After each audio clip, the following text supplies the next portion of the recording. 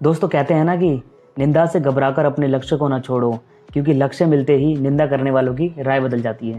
नमस्कार दोस्तों, मेरा नाम है विनीत। आप जुड़ चुके हो लर्निंग विद विनीत के साथ। दोस्तों आज इस वीडियो में बात करने जा रहे हैं पेस्ट स्पेशल के बारे में। जी हाँ, इसके अंदर कुछ ना कुछ स्पेशल है, इसलिए हम आज इसके बारे में बात करने जा रहे हैं। आप इस वीडियो को अंत तक देखिए ताकि आपको कुछ ना कुछ नया सीखने को मिलेगा। तो चलिए अपनी एक्सेल स्क्रीन पर चलते हैं और सीखते हैं कुछ नया।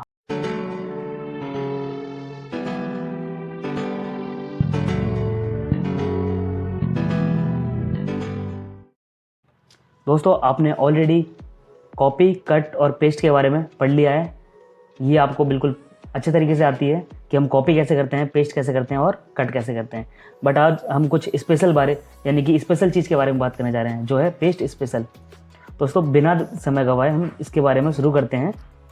सबसे पहले हम जानते हैं कि पेस्ट स्पेशल को ओपन कैसे करते हैं, यानी कि जो इसका डायलॉग बॉक्स कह सकते हो या फिर इंटरफेस कह सकते हो, ये आता कैसे है। इसके हमारे पास 3 मेथड होते हैं।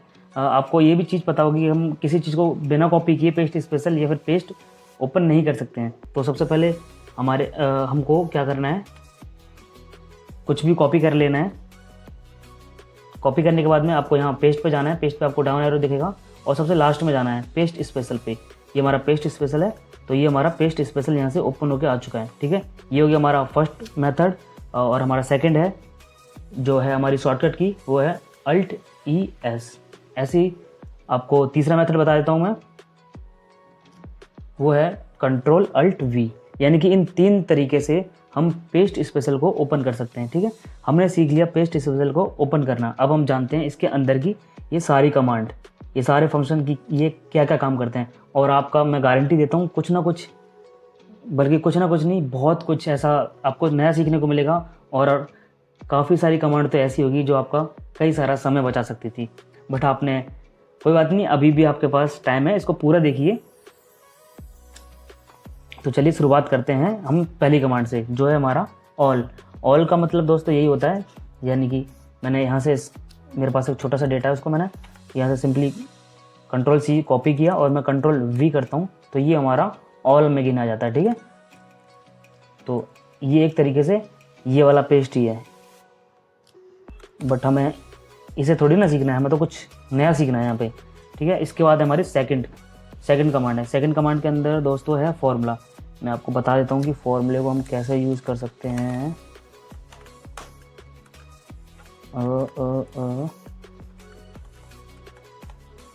यहाँ पे हमने अप्रैल तक ले रखा है, मई, जून, जुलाई और अगस्त। ठीक है, ये हमारे 4 मंथ होगा और इसका ये यहाँ पे टोटल हो चुका है। ठीक है, और दोस्तों मैं इसकी कुछ वैल्यू है वो चेंज कर देता हूँ ताकि आपको आसानी से समझ में आ जाएगा।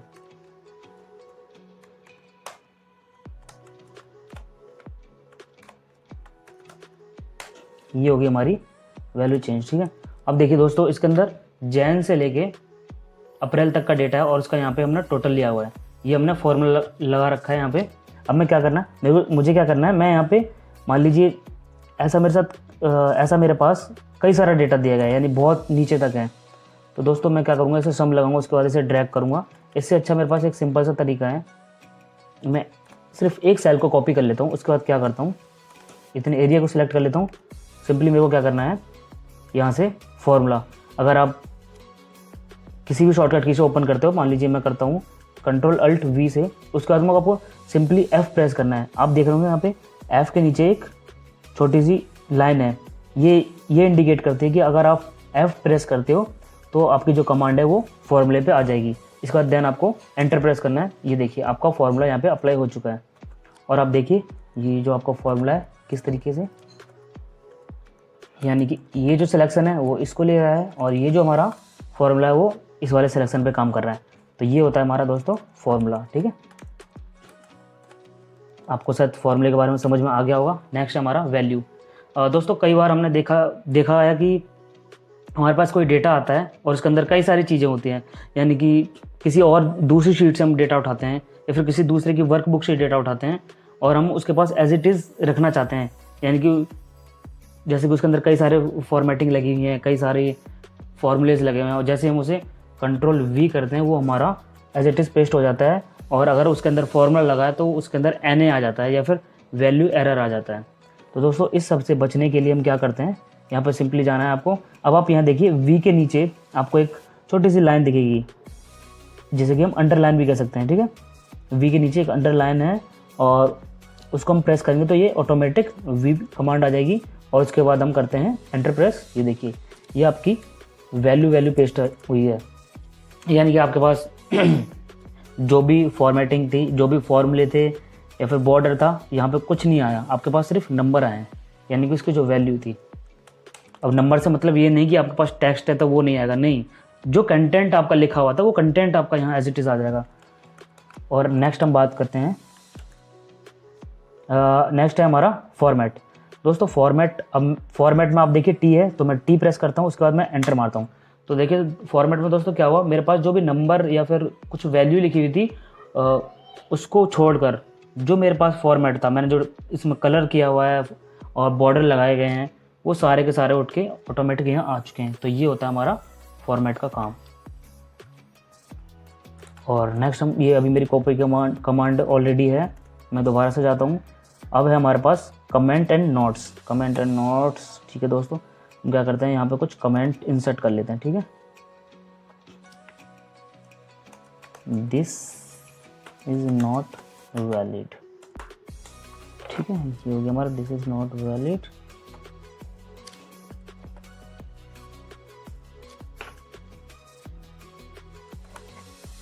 डबल पेमेंट, ठीक है। मैंने ये 2 कमांड यहाँ पे, माफ कीजिए 2 कमेंट यहाँ पे इंसर्ट कर दिए हैं। उसके बाद मैं जाता हूँ और यहाँ पेस्ट करता हूँ।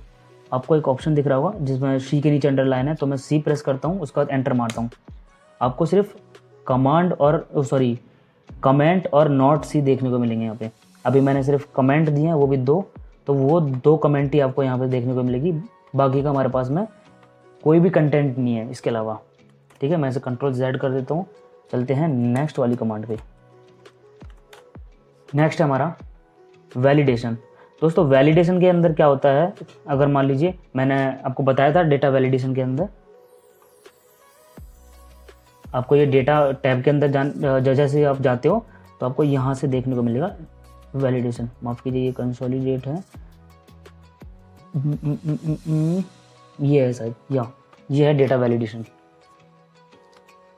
दोस्तों इसके अंदर हमने देखा था कि अगर हमें कोई लिस्ट तैयार करनी है या फिर हमें कुछ पार्टिकुलर इसके अंदर कुछ भी कंडीशन देनी है कि मैं चाहता हूँ कि 15 से ज़्यादा वर्ड ना लिखे जाएं या फिर 10 से ज़्यादा वर्ड ना लिखे जाएं, तो इस चीज़ को करने के लिए हम एक डेटा वैलिडेशन लगाते हैं, ठीक है।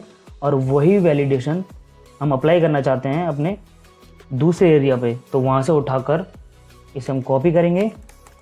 जितने एरिया पे है आपका उसे कॉपी कर लीजिए या फिर पूरे को कर लीजिए, कोई प्रॉब्लम नहीं है, बट आपकी जो वैलिडेशन है वही आपकी यहाँ पे पेस्ट होगी, ठीक है। ये देखिए सिर्फ उतने एरिया में आपकी जो आपने वैलिडेशन यहाँ पे अप्लाई की थी वही पेस्ट होगी।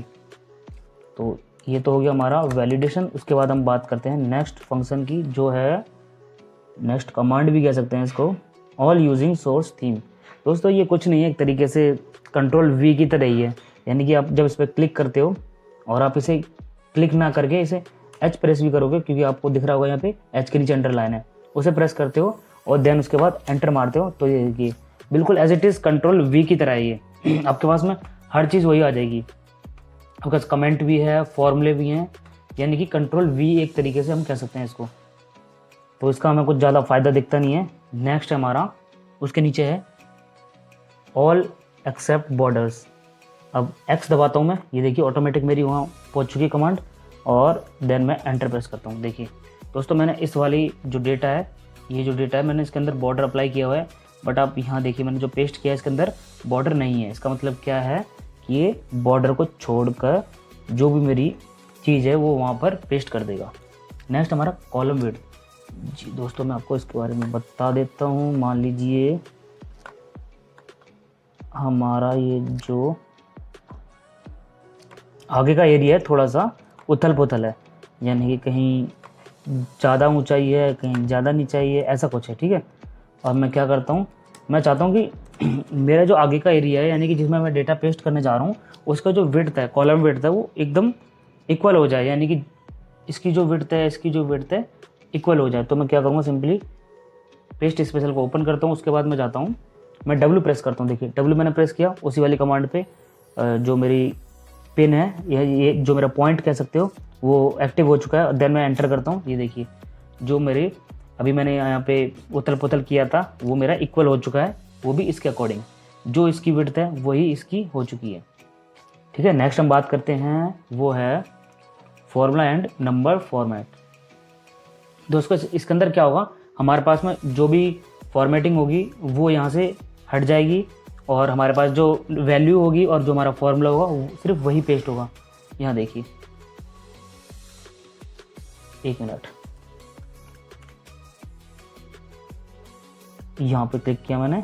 अब देखिए आप, मेरा फॉर्मूला पेस्ट हुआ है यहाँ पर और मेरी वैल्यू पेस्ट हुई। ठीक है, और बाकी का जो मेरी फॉर्मेटिंग वगैरह थी और जो कमेंट लगाए हुए थे मैंने इसके अंदर, वो भी यहाँ पर नहीं पेस्ट हुए हैं।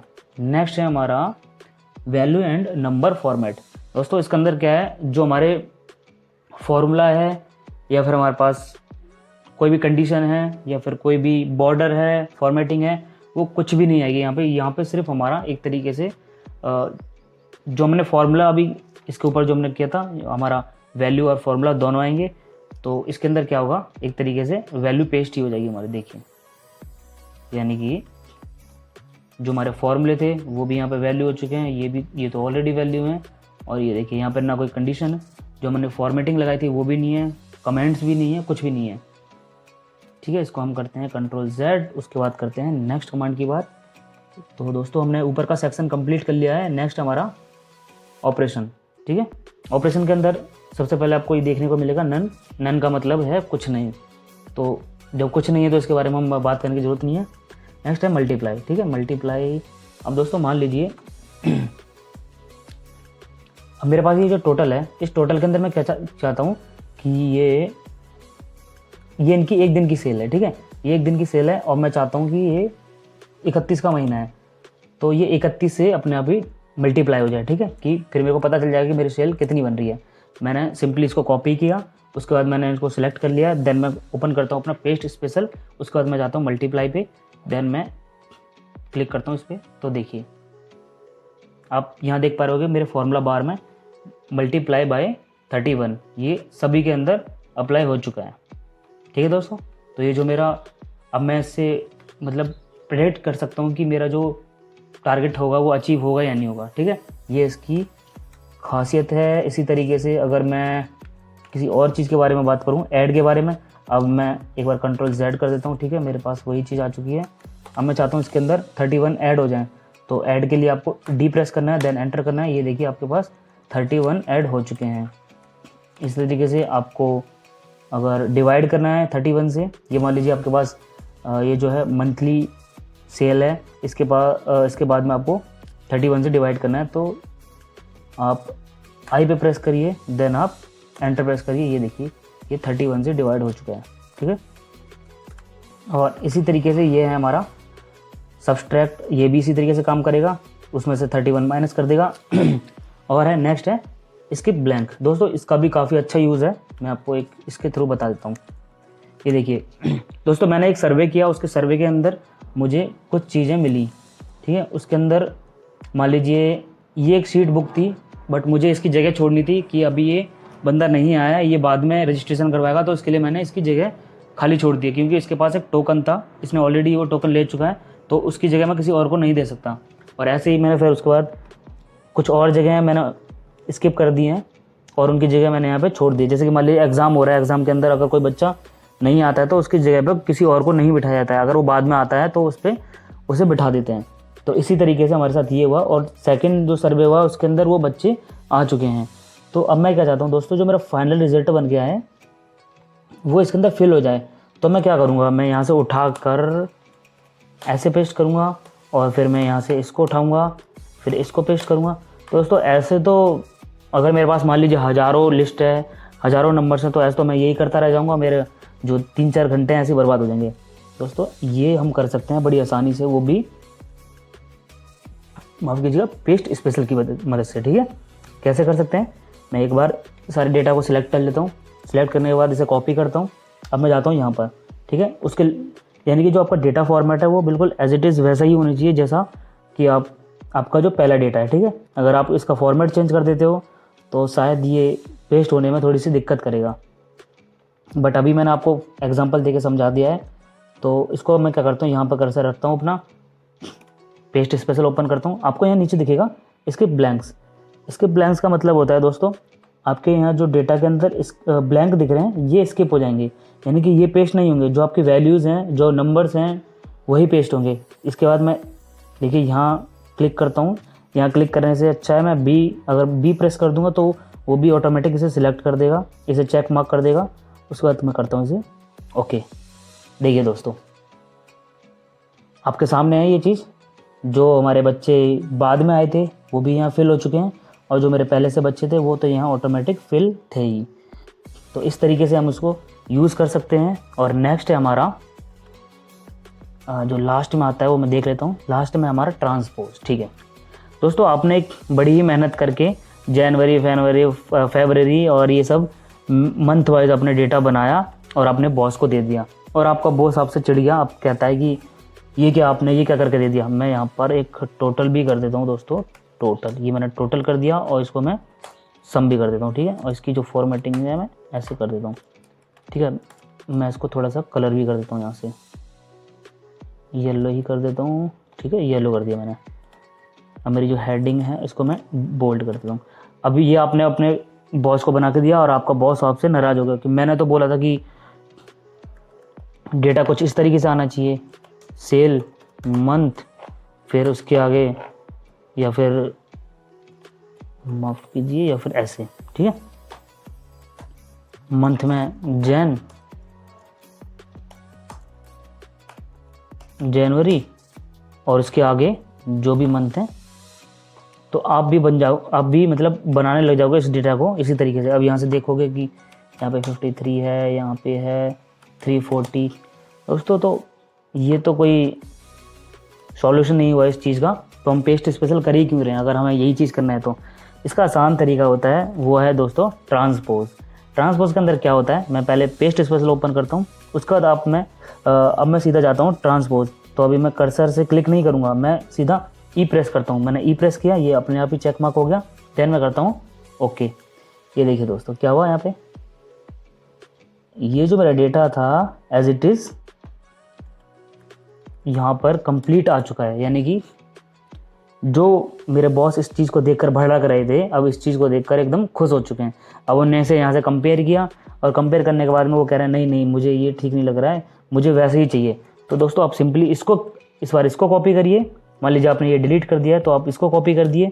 करने के बाद आप क्या करोगे, फिर से पेस्ट स्पेशल ओपन करिए। उसके बाद में आपको ई प्रेस करना है। ई किस लिए प्रेस करना है, क्योंकि ई के नीचे एक अंडरलाइन है जो कि ये इंडिकेट करती है। आपको सबके नीचे एक ना एक अंडरलाइन देखने को मिलेगी जो ये इंडिकेट करती है कि अगर आप ये की प्रेस करते हो तो आपकी जो कमांड है यहाँ पर एक्टिव हो जाएगी, ठीक है। उसके बाद मैं करता हूँ ओके प्रेस, यानी कि एंटर।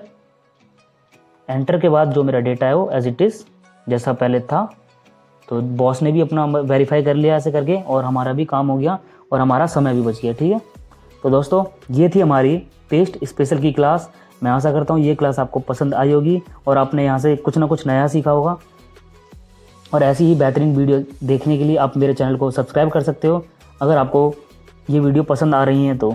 अगर आपको नहीं आ रही हैं तो इसे डिसलाइक भी कर सकते हो, और चैनल को सब्सक्राइब मत करिए फिर अगर आपको चीज़ें पसंद नहीं आ रही हैं। और एक और चीज़, आप कमेंट में ये ज़रूर लिख के बताया करिए कि आपने इस वीडियो से क्या सीखा, और आप